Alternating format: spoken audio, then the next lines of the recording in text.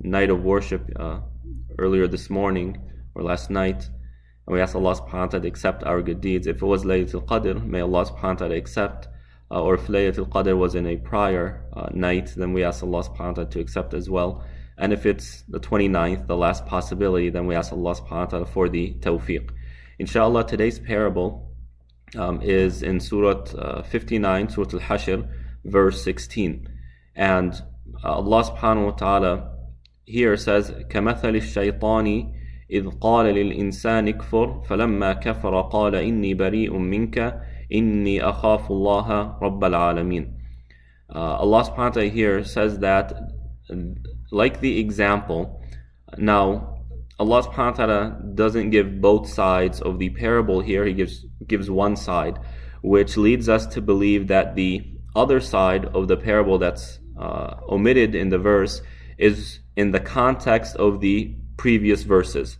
Now the previous verses were talking about the hypocrites and how they behave and how their hypocrisy exposes itself. And Allah subhanahu wa ta'ala is teaching us how to catch that and to better protect ourselves from hypocrisy lingering in our hearts that can sooner or later, or that may sooner or later manifest itself in a way that's very detrimental to our iman. So Allah subhanahu wa ta'ala says the example of the hypocrites is like the example of the shaitan.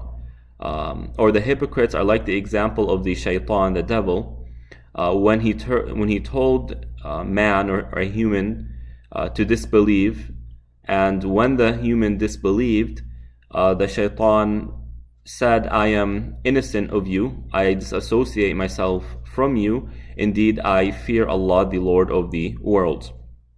So Allah subhanahu wa ta'ala basically is telling us that the shaitan has a plan. That plan is for you to disbelieve.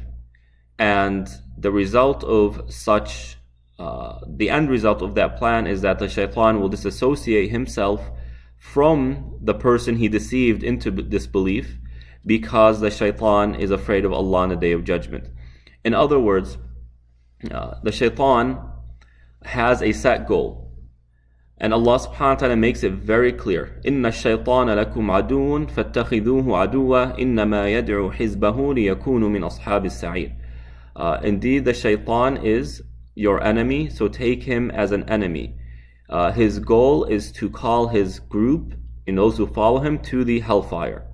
Likewise, Allah subhanahu wa ta'ala in the story of Adam alayhi salatu wasalam says, the shaitan is your enemy, so don't listen to him. يا بني آدم لا يفتننكم الشيطان كما أخرج أبويكم من الجنة. Allah subhanahu wa ta'ala tells us, do not fall in the mistake of your parents, meaning Adam and, as is commonly referred to, Eve, when they made the mistake of listening to the shaitan, resulting in them being exiled from paradise. So don't let that happen to you. Now Adam and Eve were exiled for a temporary period. We know because Adam ﷺ is a prophet, and Allah subhanahu wa ta'ala clarifies that for us. But for us, we're not guaranteed that. Even Adam ﷺ wasn't guaranteed that, but he chose the path of guidance and saw Allah subhanahu wa ta'ala's forgiveness. So Allah subhanahu wa ta'ala is warning us of the shaitan. This is his plan. So sometimes that plan reaches you, is implemented with you in a way that what we call whispers. The shaitan will come and start whispering to you. However, the shaitan, being very experienced in calling people to misguidance, disbelief, recognizes that humans don't just change 180 degrees overnight. Sure, it could happen by some epiphany or some guidance from Allah subhanahu wa ta'ala, but in general, humans don't just shift drastically overnight. There's a process that needs to occur in order for a human being to change, and the shaitan recognizes that. So the strategy might start as whispers, however, the whispers are very strategic in that it plays on chords within that individual that will most likely affect their behavior. So maybe I'm being a little bit overly sophisticated about the plots and plans of the jinn, but just to give us a little bit of perspective, Imagine,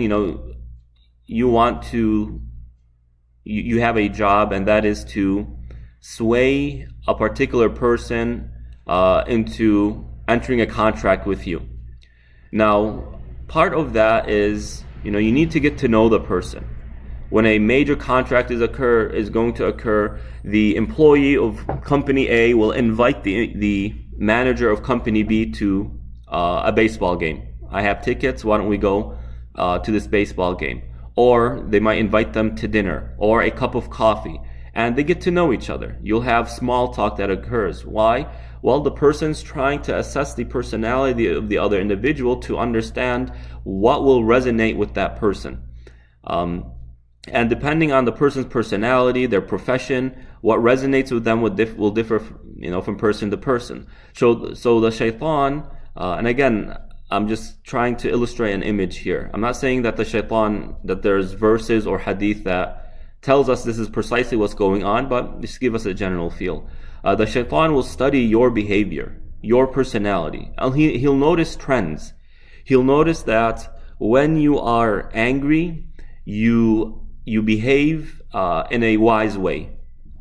But when you're sad, you behave in an unwise way. He notices that when you're angry, you do what you need to do to subdue that anger, and it's uncommon for your anger to get the best of you. But sorrow, on the other hand, gets the best of you often. So the shaitan will try to strike that chord, to play with that chord. Why? Because it will most likely affect your behavior. So the shaitan will do that, and he'll do it step by step. He'll start off by convincing you to disregard the smaller things of Islam. And that's a sunnah, don't worry about it. So long as you're doing the obligations, you'll be okay. Or, you have a busy day tomorrow, you can use that extra amount of sleep. So, forget witr prayer today, forget that extra prayer that you used to do. And just, get some rest. Allah wants you to rest. But in reality, what he's doing is he's trying to break your routine. When we're in a routine and it's a part of our habit, we gain a lot of good out of that. Routine is very important to human life and human accomplishment and progress. But when that routine breaks a little bit, it's difficult to recover from it. So he will try and break the routine. Sometimes he will try and introduce discourage acts to our lives, make it something that we become accustomed to or desensitized to, in order to make the haram that less problematic in our minds and our eyes. So he takes it step by step. So that's one way the shaitan tries to deceive us, by thoughts. Another way the shaitan tries to deceive us is through other people. And these are the leaders of disbelief, those who try and propagate disbelief and spread it, especially those who have influential capabilities, who have power, such as the elites of society.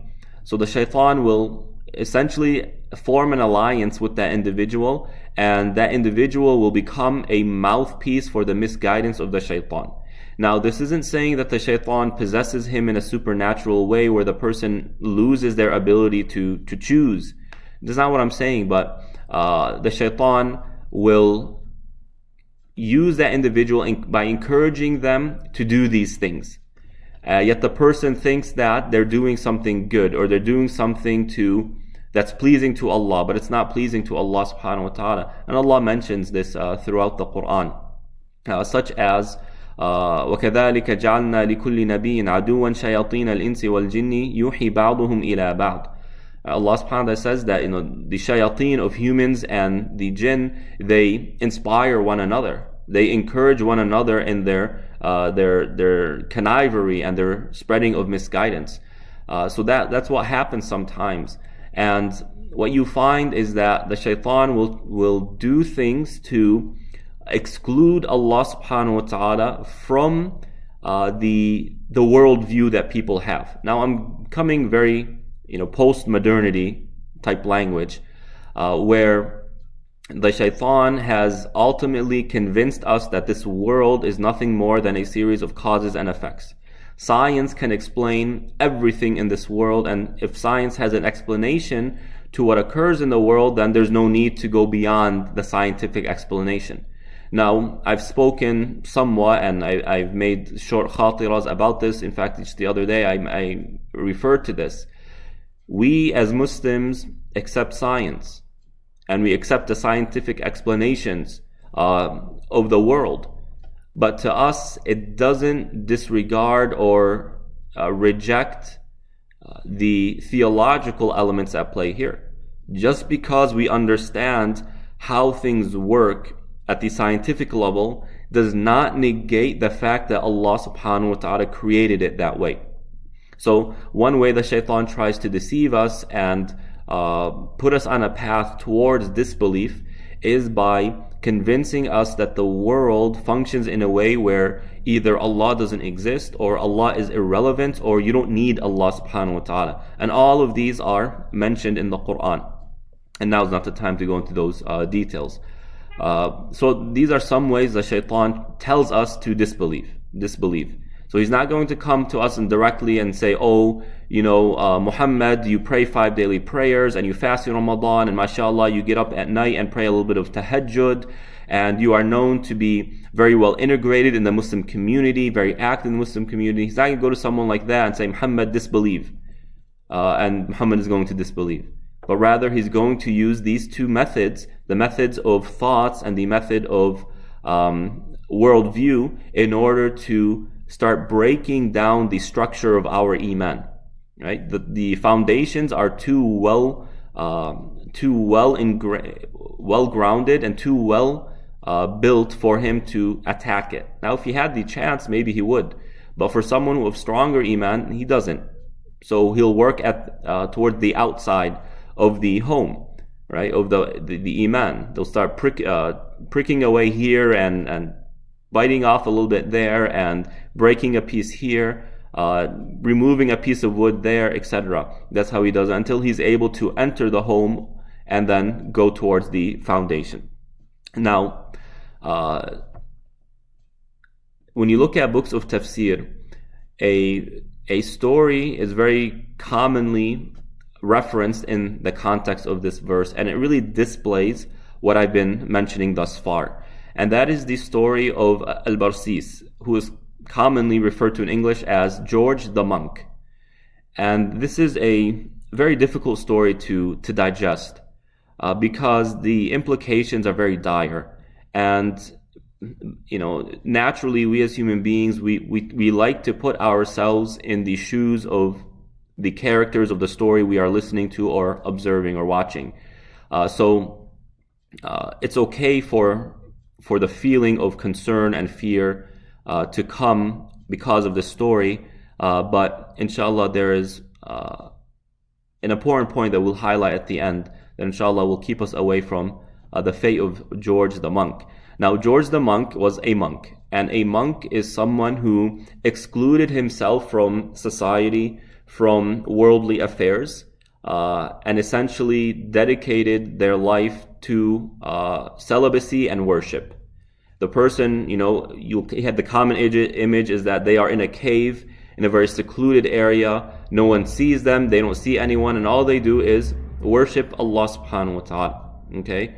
Now, monasticity, these monks, Allah subhanahu wa ta'ala prohibited it in Islam. وَرَهْبَانِيَّةً ابْتَدَعُوهَا مَا كَتَبْنَا عَلَيْهِمْ. Allah subhanahu wa ta'ala said that, and monasticism, Allah prohibited them from it and did not prescribe it for them. So this is not something practiced in Islam, but it was something that was practiced prior to that, and Allah subhanahu wa ta'ala says that it wasn't part of the things that He ordained through the Bible or the Torah. But a monk in general, someone who just dedicates their life for exclusively towards worship of Allah subhanahu wa ta'ala and secludes themselves from society. Now, George was like that. And George was known by the people, the locals, that he was of this person. And the common perception, like us Muslims, the common perception is that when someone prays a lot and they are constantly in the masjid and you often see them there, that automatically translates to a pious person. But as we will see, that's not necessarily the case.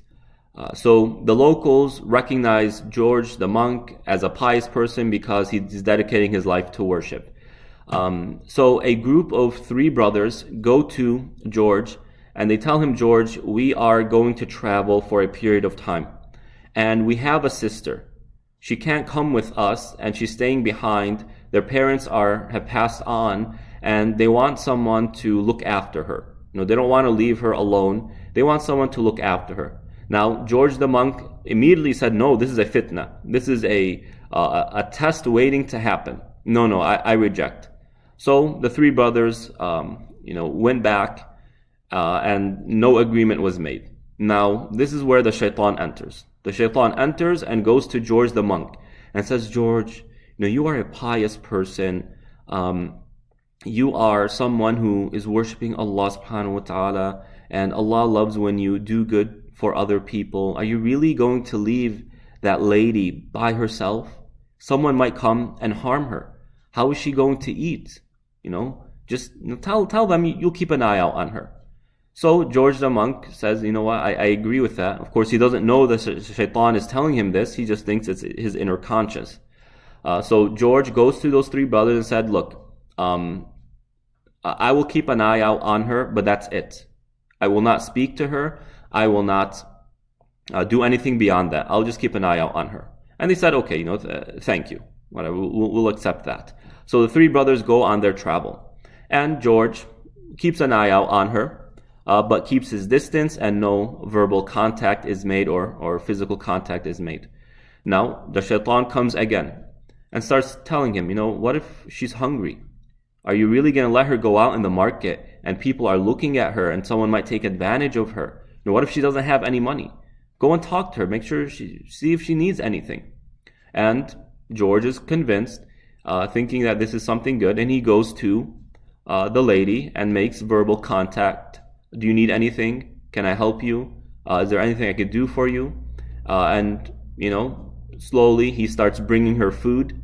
But when he brings her the food, he will keep it at her doorstep. She won't come down and take it until he leaves. And that's what was going on for a while. Shaitan comes again and says, maybe she's missing something. You don't see her. Maybe she's emotionally distressed. Maybe she's, she has a need that she's not telling you because she's too shy. Let's speak to her face to face. And George does that. And with that, a relationship is built between him and this lady.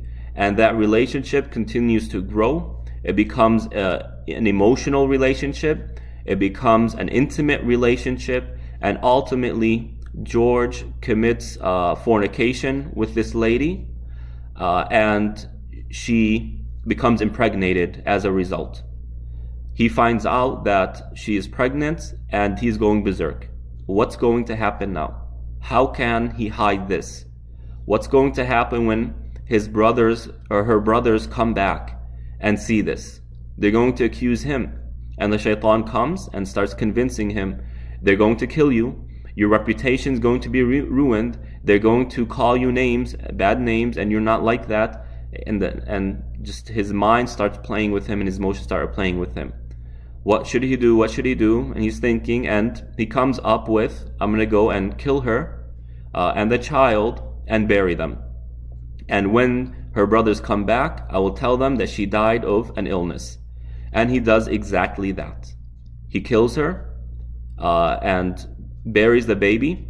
Probably the baby didn't survive in the womb.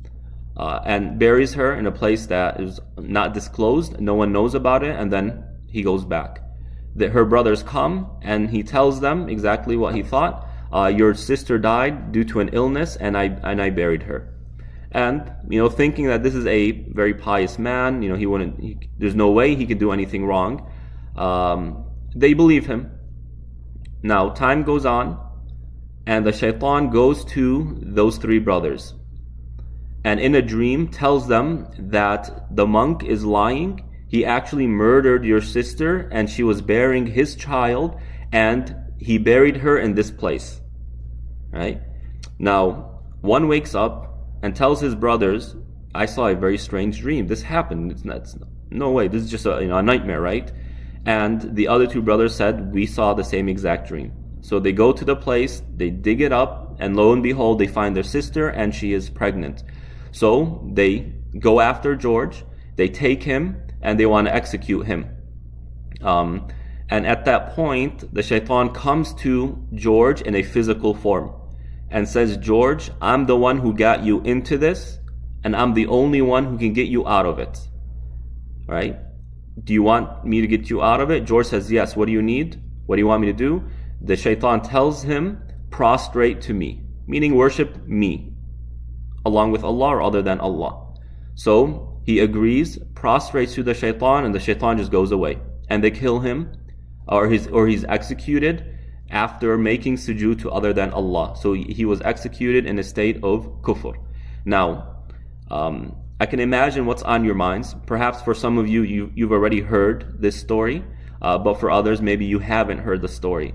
I remember first hearing it, it was so distressing, because if George the monk, who dedicated his life to worshipping Allah subhanahu wa ta'ala, ended up going to hellfire, this can happen to me. And my response to that now, after alhamdulillah, over a decade of studying, etc., my response to this is, yes, it can happen to you. It can happen to me. And that's the point of the story. It can happen to us. So one of the lessons of this story is that we are not guaranteed a good result. Just because we are practicing now, just because our iman is stable now, does not mean it can't become unstable. So we as Muslims, we need to really internalize this meaning in order to detach ourselves from our own efforts, thinking that our efforts and our iman routines is going to protect us, and attach ourselves to Allah subhanahu wa ta'ala. In other words, our success is not in our actions, nor how long we've been doing it. Our success is in the hands of Allah. Therefore, do not depend on your actions. Do your actions, right? Allah subhanahu wa ta'ala made a system. He told us how He judges us. But don't depend, your success shouldn't depend on this. You should depend on Allah subhanahu wa ta'ala. And therefore, we make supplications like, oh Allah, do not allow our hearts to become misguided after it was once guided. And the hadith of the dua of the Prophet ﷺ, oh the one who turns hearts, keep my heart firm on faith, keep my heart firm on your obedience. The Prophet ﷺ used to say this. And it said this is one of his most repeated supplications. So that's the first lesson.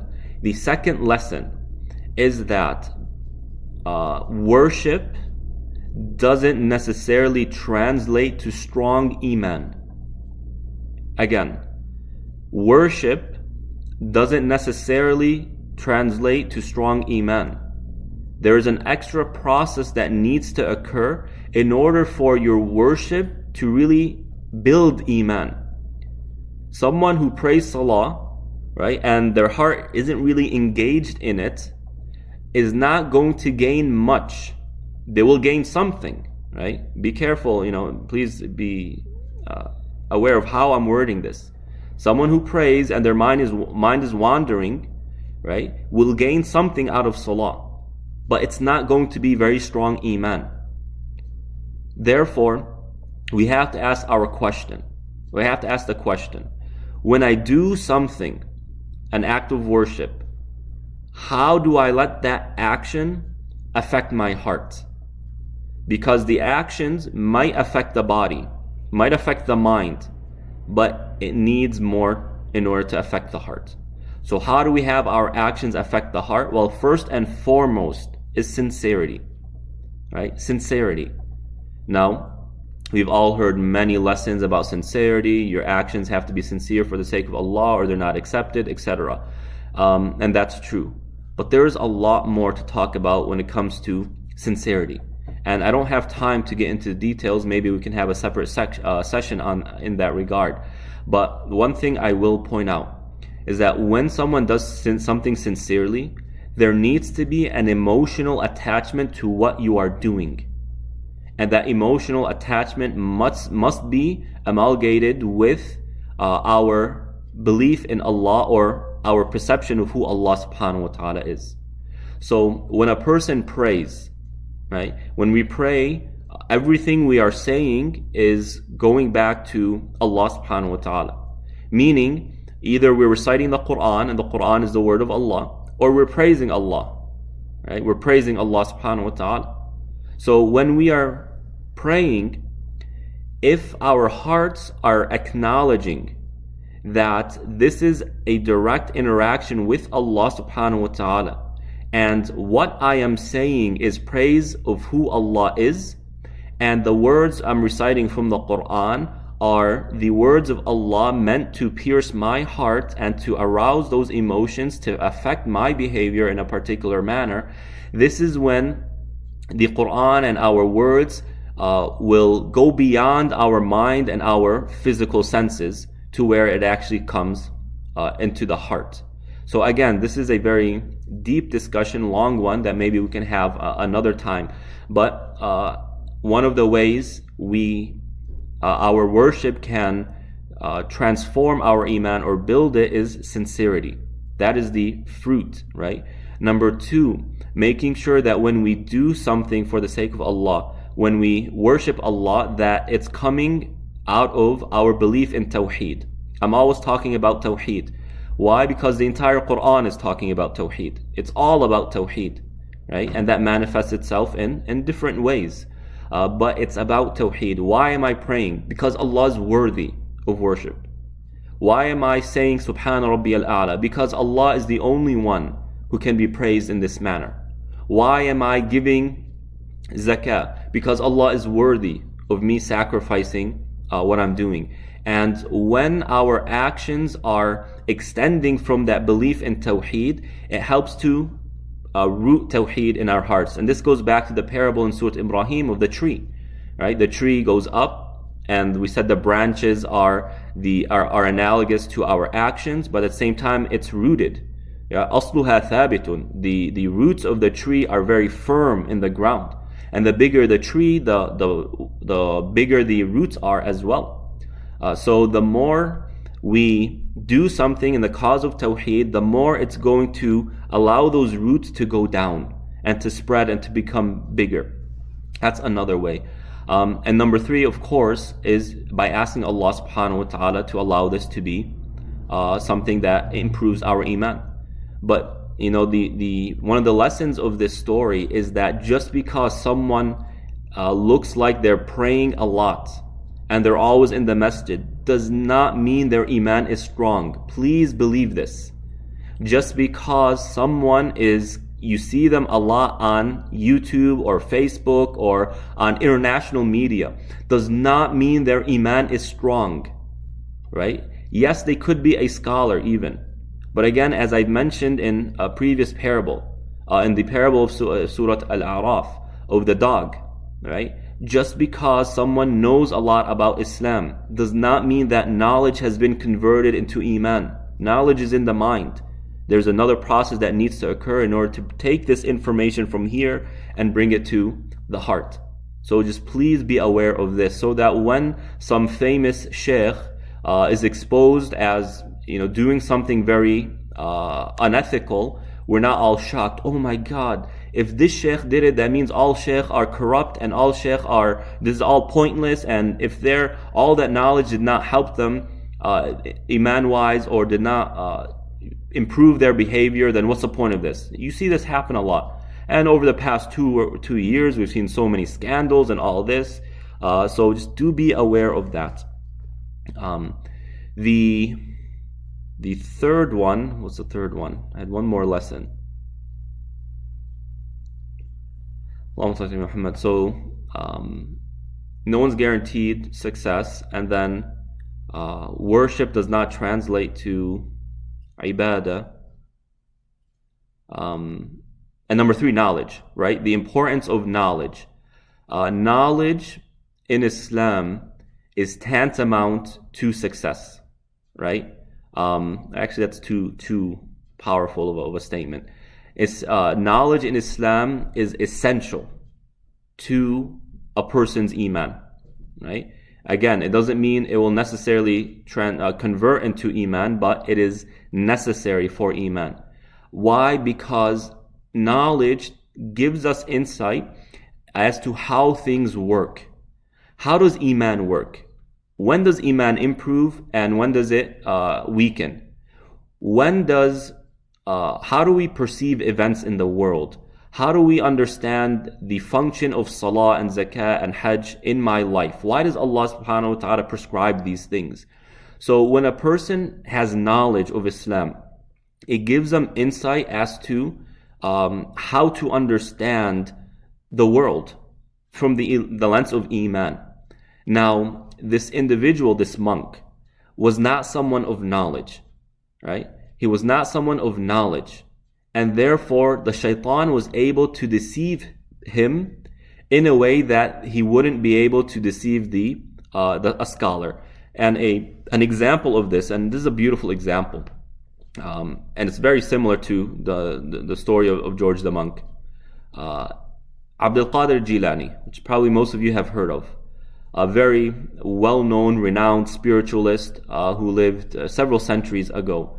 He says that he saw in a dream the throne of Allah subhanahu wa ta'ala, and a voice spoke to him and said, I am your Lord, and I am pleased with you, Abdul Qadir, so out of my pleasure, you no longer have to, I exempt you from worship. You no longer have to do salah, you no longer have to give your zakah, right?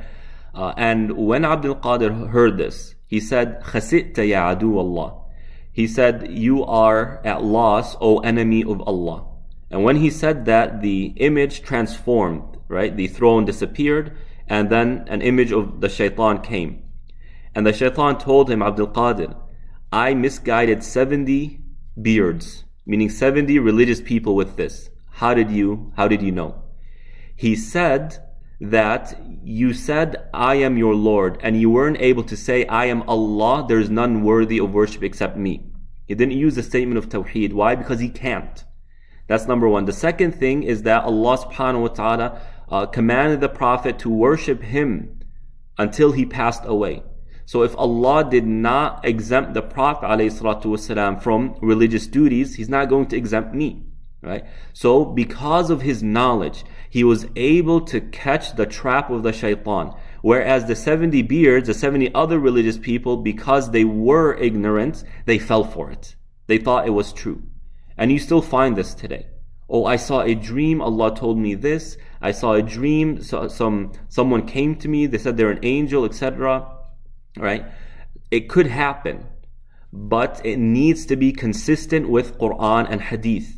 If not, then we don't take it. It is misguidance. But in order to recognize whether it's consistent with Quran and Hadith or not, we need to know Quran and Hadith. And Allah subhanahu wa ta'ala says, فَعْلَمْ أَنَّهُ لَا إِلَهَ إِلَّا اللَّهِ وَاسْتَغْفِرْ لِذَنْبِكَ وَلِلْمُؤْمِنِينَ وَالْمُؤْمِنَاتِ. In Surah Muhammad alayhi salatu wasalam, Allah says, know that there is none worthy of worship except me. And ask Allah for forgiveness and forgiveness for those who believe in Him. So Allah subhanahu wa ta'ala, as the scholars point out, began with knowledge. Know that Allah is worthy of worship and there's none worthy of worship except Him. Why? Or essentially telling us that we start off, yes, this isn't saying we exclude or we don't start praying and we leave prayer until we know. That's not what I'm saying. But knowledge needs to come with our worship. If we don't have knowledge, then we won't be able to fully appreciate what we are doing, our worship, nor will we be fully able to benefit from it. And notice how this verse says, فَعْلَمْ أَنَّهُ لَا إِلَهَ إِلَّا اللَّهِ. Know that there is none worthy of worship except Allah. How many of us, I may have pointed out some of these arguments, how many of us can actually argue or debate why Allah is worthy of worship? Not with sophisticated people, with our children, with our siblings. Your friend comes and says, why is Allah worthy of worship? What answer can we give them? If we as Muslims cannot go beyond the what's called the Sunday school answers, then there's a lot of improvement that needs to be made, and needs to be made quickly, because that's the foundation of our religion. And to conclude, finally, in general, when you find stories like this of individuals who were practicing, and then their end result was very detrimental, very problematic, they died in a state of disbelief, it's very rare, right? But it can happen. And what gives us a little bit more insight as to what is occurring really on the inside, it goes back to the hadith of the Prophet ﷺ, that someone might be doing the acts of the people of paradise until between them and paradise is a hand span or an arm span, or an arm's length. And then the qadr of Allah comes, and the person does the acts of the people of hellfire, and they die on that, and they're sent to the hellfire. Now, in one of these narrations, the Prophet ﷺ says, فِيمَا يَبْدُ لِلنَّاسِ, as to they are doing the acts of the people of paradise in terms of the way people perceive that individual, which is telling us what? That on the outside they look like a person of paradise, but on the inside there are major problems. Like Iblis. Iblis on the outside was worshipping Allah, submission to Allah, obedience to Allah, but on the inside his heart was corrupted with arrogance and ostentation and self-gain. The only reason he was worshipping Allah and doing what he was doing was not out of love for Allah, but because it was raising his ranks among the creation. That's what he was doing. And that's why when Adam ﷺ was created, Iblis went crazy. Why did Iblis go crazy before Adam was even alive? It was just a dead object laying there. He was going crazy. Why? Because he felt that this object was going to challenge his prestige. And that's why he went crazy. So someone like George the monk, the assumption, and Allahu A'lam, what's in the hearts of people, the assumption is that the person had major problems, major iman problems. And even though they were worshipping Allah on the outside a lot, on the inside you would find that they were actually worshipping themselves. Allah subhanahu wa ta'ala is not going to cause a sincere person to fail. He's the wali of the believers. He is the guardian of the believers. And one of the ways He guards us is by preserving and protecting our iman and protecting us from shortcomings. So I hope this was of benefit to you all. Inshallah, I went a little bit over. So please excuse me for that. May Allah subhanahu wa ta'ala accept our efforts. So all of you who said Assalamu alaikum, then wa alaikum assalam wa rahmatullahi wa barakatuh. All of you who said Jazakumullahu khairan, then I say wa iyyakum. May Allah subhanahu wa ta'ala give you all the good out there. For the person who asked, is Shura session on tomorrow? As of tomorrow, yes, inshallah. There will be a Shura session. Now, okay, so inshallah, I will see you all soon. Inshallah, tomorrow is the khatim of the Quran, tomorrow night, and we will be joined by Sheikh Yasir for a special talk, inshallah, in between the recitation. So please do join us. Wassalamu alaikum wa rahmatullahi wa barakatuh.